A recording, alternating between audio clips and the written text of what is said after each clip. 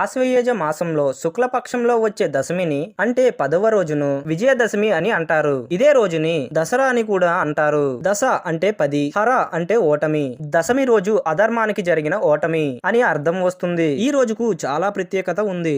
మొదటి 3 యుగాలైన సత్య, త్రేత, ద్వాపర యుగాలలో చెడుపై మంచి గెలిచి ధర్మస్థాపన జరిగిన రోజు. సో ఈ రోజు ఈ వీడియోలో విజయదశమిని ఒక పండగలాగా జరుపుకోవడానికి కారణమైన మొదటి ఇన్సిడెంట్ అంటే విషయం ఏమిటో తెలుసుకొని ఆఖరిలో ఇతర ఇన్సిడెంట్స్ అంటే విషయాల గురించి తెలుసుకుందాం. వీటితో పాటు ఇంట్రెస్టింగ్ గా ఉండే కొన్ని ఇన్సిడెంట్స్ గురించి కూడా చెప్తాను.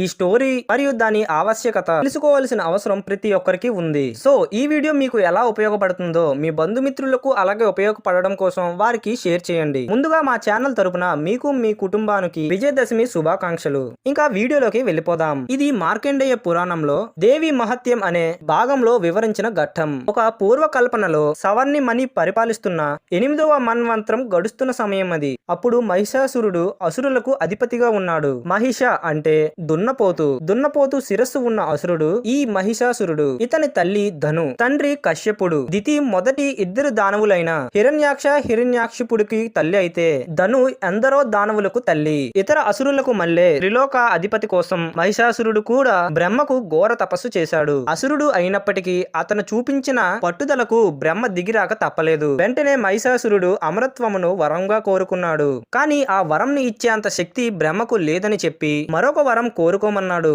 ఆ సమయంలో మహిషాసురుడు ఉన్న దేవతలందరూ పురుషులే కదా అని ఆలోచించి ఈ జగత్తులో ఏ పురుషుడు గాని జంతువు గాని నన్ను అంతం చేయలేని వరాన్ని ప్రసాదించండి అని కోరుకున్నాడు. ఇంకా బ్రహ్మ తదాస్తు అని దీవించి అక్కడి నుండి అయితే వెళ్లిపోయాడు. ఇంకా మహిషాసురుడిలో అధికార దాహం పెరిగిపోయింది. పొందిన వరంతో త్రిలోకాధిపత్యం అనే తన లక్ష్యాన్ని సాధించడానికి బయలుదేరాడు. ఒకవైపు దేవతల అధిపతి ఇంద్రుడు, మరొక వైపు అసురుల అధిపతి మహిషాసురుడు. 2 వర్గాల మధ్య 100 సంవత్సరాల పాటు యుద్ధం జరిగింది. అసురుల చేతిలో ఓడిపోయిన దేవతలందరూ నిస్సహాయంగా బ్రహ్మ వద్దకు వెళ్లారు.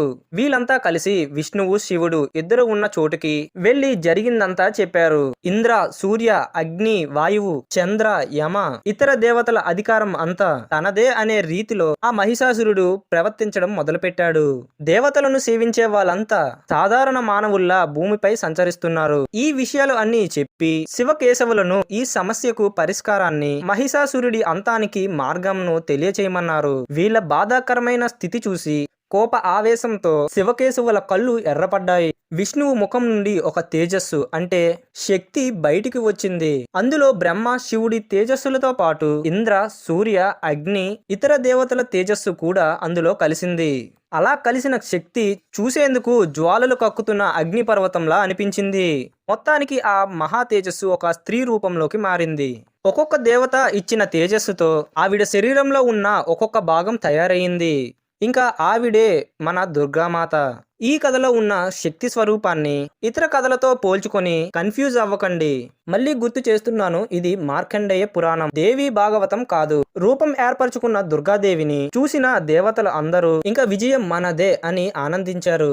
శివుడు తన శూలం నుండి మరొక శూలంను సృష్టించి ఆవిడికి ఇస్తే విష్ణువు తన సుదర్శన చక్రం నుండి ఇంకొక చక్రంను తీసి ఆవిడికి ఇచ్చాడు. వరుణ శమర శంఖాన్ని, అగ్ని బల్లాన్ని, మారుత విల్లు బాణాలను, ఇంద్రుడు వజ్రాయుధమును, యముడు ఒక యమపాసమును, బ్రహ్మ ఒక పూసలతాడు నీటి పాత్రను ఇచ్చాడు. సూర్యుడు తన కిరణాలను, కాలుడు కాలు ఖడ్గాన్ని, కుబేలుడు అమృతాన్ని తాగే ఒక పాత్రను, హిమవంతుడు ఒక సింహాన్ని. ఇలా దేవతలందరూ వారి వారి ఆయుధాలకు ప్రతిరూపాలను సృష్టించి ఆ స్త్రీ శక్తిని 1000 పెంచారు. ఇలా ఒక్కొక్క దేవత ఇచ్చిన ఆయుధాల లిస్ట్ చాలా పెద్దదే ఉంది. కానీ వీడియో లెంత్ ఎక్కువైపోతుందని ఇక్కడ చెప్పలేదు. మీరు కోరుకుంటే దుర్గామాత కోసం మరొక వీడియో చేసినప్పుడు ఆవిడ ఆయుధాల గొప్పతనాన్ని గురించి అందులో వివరిస్తాను. ఆయుధములు అన్ని తన వేల చేతులతో పట్టుకుని ఒక్కసారిగా చాలా గట్టిగా అరిచింది. అది యుద్ధానికి వెళ్లే ముందు సైనికులు చేసే యుద్ధ అరుపు లాంటిది. ఋషులు, మునులు, దేవతలు అందరూ కూడా దుర్గామాతకు విజయం సొంతమవ్వాలని జయతు జయతు అనే విజయధ్వానాలను పలికారు. మహిషాసురుడికి ఈ విషయం తెలిసి ఇది ఎలా సాధ్యం అని ఆశ్చర్యపడిపోయాడు. దేవతలు మహిషాసురుడు కోరుకున్న కోరికలో లోపాలను వెతుకుతారని ఊహించలేకపోయాడు. దూరంగా ఆ దేవి అలా సింహంతో ముందుకు సాగిపోతూ ఉంటే ఆకాశం ఉరిమింది. ముల్లోకాలు కూడా అదిరిపోయాయి. భూమి కంపించింది. అప్పుడు అసలు సిసలైన యుద్ధం మొదలయ్యింది. అసుర సైన్యం వణికిపోయే విధంగా వాళ్ళ ఎదుట నిలిచింది. మహిషాసురుడి సేనాధిపతులు చిక్సుర, చమర వీళ్ళు మొత్తం సైన్యంలో 4వ వంతు సైన్యంకు నాయకత్వం వహించారు. ఉదగ్రుడి దగ్గర 60,000 రథాలు, మహాహనుడి దగ్గర 10 లక్షల రథాలు, అశిలోమనుడి వద్ద 15 లక్షల రథాలు, బస్కల 6 లక్షల రథాలు, ప్రివరితుడికి కొన్ని వేల గజ అశ్వ రథాలతో పాటు 10 లక్షల రథాలు, బిదులుడు దగ్గర 500 కోట్ల రథాలు, ఇవన్నీ కాకుండా మహిషాసురుడి దగ్గర 1000 కోట్ల గజ అశ్వ రథ సైనికులు. దేవి మహత్యంలో ఉన్న ఈ ఒక్క భాగాన్ని ఊహించుకోవాలి అంటే ఎన్నో గొప్ప సినిమాలలో ఉన్న యుద్ధాలను ఒక్కసారిగా చూసినట్టు ఉంటుంది. అసురులు ఒక్కసారిగా మిడతల దండులా దూసుకువచ్చి ఆయుధాలతో దాడి చేస్తూ ఉంటే ఆ దేవి ఏమాత్రం అలసట లేని విధంగా ఆయుధాలను వాటిని ఉపయోగించిన అసురులను ముక్కలు ముక్కలు చేసింది. దుర్గామాత వాహనమైన సింహం కూడా తన జూలును విదిలించుకుంటూ అసురులపై విరుచుకుపడింది. మాత ఒక్కొక్క అడుగు ముందుకు వేసే కొద్దీ ఆవిడి చేసే దాడికి అసురులు అంతా శవాలుగా మిగిలారు. కొందరు భయపడి పారిపోతూ ఉంటే దుర్గామాత ఏమాత్రం తగ్గకుండా అందరినీ అంతం చేసింది. అలా రాక్షస శవాల గుట్టలు పెరిగిపోయాయి. వాళ్ళ రక్తం కొన్ని నదుల ప్రవాహాన్ని తలపించింది. ఒక విధంగా చెప్పాలంటే ఆ మారణ హోమం ఊహాతీతం. ఇలా సైనికుల పని పట్టిన తర్వాత సైన్యాధ్యక్షుల వంతు వచ్చింది. ముందుగా చిక్షుర దుర్గాదేవిపై బాణాల వర్షం కురిపించాడు. కానీ ఒక్క బాణం కూడా ఆమెను ఏమీ చేయలేకపోయింది. ఒక్కసారిగా అతను అశ్వాలను, విల్లులను తునాతునకలు చేసింది. అంతటితో చిక్షుర ఆగలేదు. ఢాలు, ఖడ్గాలతో దాడి చేశాడు. అయినా ఒక్క ఘాటు కూడా పెట్టలేకపోయాడు. బల్యాన్ని విసిరాడు. అయినా ప్రయోజనం లేకుండా పోయింది. ఆఖరికి దుర్గాదేవి తన బల్యంతో చేసిన దాడికి చిక్షుర 100 ముక్కలుగా వేరుపడి నేలపడ్డాడు. అతని తర్వాత చమర ఏనుగుపై దూసుకువచ్చి దాడి చేశాడు. కొద్దిసేపటిలోనే అతని తల ముండెం నుండి వేరుపడింది, కింద పడ్డాడు. ఉద్గర, కరాల, ఉపర్త, బస్కల, తామ్ర, అందక, ఉగ్రస్స, ఉగ్రవీర్య, మహాహను, మిథిల ఇలా మహిషాసురుని సైన్యాధ్యక్షులు అందరూ ఒకరి తర్వాత మరొకరు పరాశక్తి చేతుల్లో అంతమయ్యారు. ఇంకా మహిషాసురుడు ఒక్కడే మిగిలాడు. తన అసలు రూపమైన మహిష ఆకారంలో కాసేపు దాడి చేశాడు. దుర్గాదేవి బాణాలతో తనని అడ్డుకుంది. అప్పుడు ఏనుగు రూపంలోకి మారి దాడిని కొనసాగించాడు. కానీ పరాశక్తి ఆ ఏనుగు తలను ఖడ్గంతో ఖండించింది. అయితే ఆ దానవుడు తిరిగి మహిష రూపంలోకి వచ్చాడు. దుర్గామాత రెట్టింపు శక్తిని ఉపయోగించాలని కుబేలుడు ఇచ్చిన పాత్రలో ఒక దైవిక పానీయాన్ని తాగడమైతే జరిగింది. దానితో ఆవిడ కళ్ళు ఎర్రపడ్డాయి. ఇద్దరు ఒకరి వైపు ఒకరు దూసుకుంటూ వచ్చారు. మహిషాసురుడు తన కొమ్ములతో దాడి చేయపోయాడు. దుర్గామాత ఒక్కసారిగా అతని దాడిని అడ్డుకుంది. ఆ దానవుణ్ణి కాలుతో మెడపై తొక్కిపట్టి ఒక్కసారిగా త్రిశూలంతో తన మెడను ఖండించింది. అలా మహిషాసురుడు అంతమయ్యాడు. మొత్తానికి దేవతల కష్టాలన్నీ తీరిపోయాయి. దీన్ని గుర్తిస్తూ గంధర్వులు పాటలతో ప్రశంసించారు. అప్సరసలు నాట్యం చేశారు. ఇంకా దేవతలు స్తుతించారు.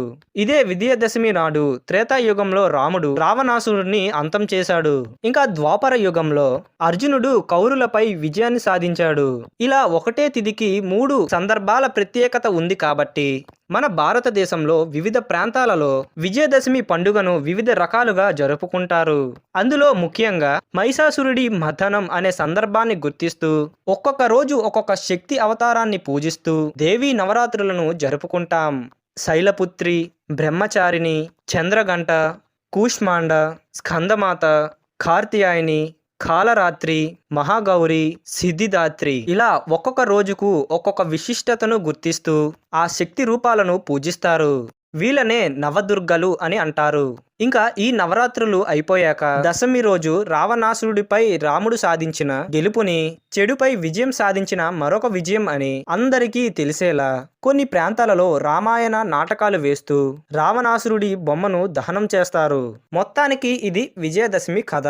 మరొకసారి అందరికీ విజయదశమి శుభాకాంక్షలు. మీరు ఎటువంటి లక్ష్యాన్ని సాధించాలనుకున్నా మా సంతోషి ఛానల్ తరపున మీకు వెల్ విషెస్ ఎప్పుడూ ఉంటాయి. ఎందుకంటే మన ఛానల్ బాగా ఇంప్రూవ్ అవుతుందంటే వాటంతటి కారణం మీరు ఇస్తున్న స్ఫూర్తి ఇంకా ప్రోత్సాహమే.